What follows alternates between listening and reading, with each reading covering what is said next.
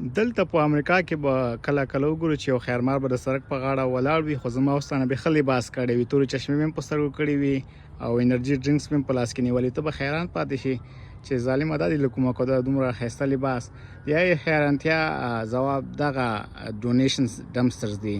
د امریکا په هر ښار کې به تاته داسې ډمپسټرز وښکاري چې ایښودل شوي به وي. دا د دې لپاره چې که تا سره په کور کې داسې لباس وي، داسې بوټان څپلۍ وي چې ته نورې نه استعمالوې یا دې کله نه وي استعمال کړي او کور کې هسې پراته وي زړېږي، نو ته یې راوړلی شي په دې کې اچولی شي.